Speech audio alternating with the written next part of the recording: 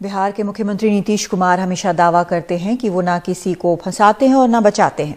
चौथी बार मुख्यमंत्री के रूप में शपथ लेने के बाद मेवालाल चौधरी को लेकर उठे विवाद के बाद उनसे इस्तीफा ले लिया गया, लेकिन उसी तरह के आरोप झेल रहे अशोक चौधरी के प्रति उनकी नरमी को लेकर सवाल उठने लगे हैं। अशोक चौधरी पर कोई चार्जशीट तो नहीं है, लेकिन उनकी पत्नी पर 3 करोड़ का लोन लेकर एक फैक्ट्री लगाने के नाम पर बैंक से फ्रॉड का मामला है, जिसमें सीबीआई के चार्जशीट में अशोक चौधरी का जिक्र 2 बार है। हमारे सहयोगी मनीष कुमार हमारे साथ हैं। मनीष, ये पूरा मामला क्या है और क्यों इतनी मेहरबानी है उन पर नीतीश कुमार की? मनीष से हम फिर बात करने की कोशिश कर रहे हैं। मनीष, क्या ये मामला है पूरा और नीतीश कुमार इतने मेहरबान क्यों हैं अशोक चौधरी पर? देखिए, ये मामला थोड़ा पुराना है। ये अशोक चौधरी हैं, उनकी पत्नी ने एक अपनी इंडस्ट्री लगाने के लिए, एसएमई इंडस्ट्री लगाने के लिए 3 करोड़ का लोन लिया था। उस लोन में काफ़ी ज़्यादा अनियमितता या धांधली बरती गई थी। जो भी लोन लिया गया था, बैंक का कहना था कि उनके साथ फ्रॉड हुआ है।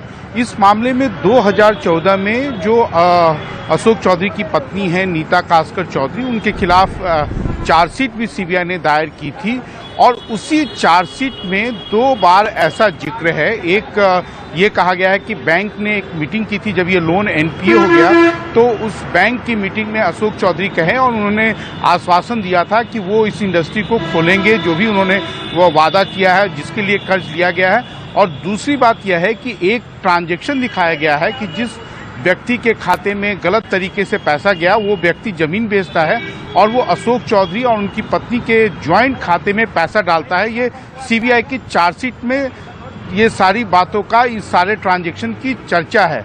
लेकिन 2016 में इस मामले में जो है पटना हाई कोर्ट में जब नीता कास्कर चौधरी गई थी, तो इस पूरे प्रोसीडिंग पर स्टे लगा दिया गया था।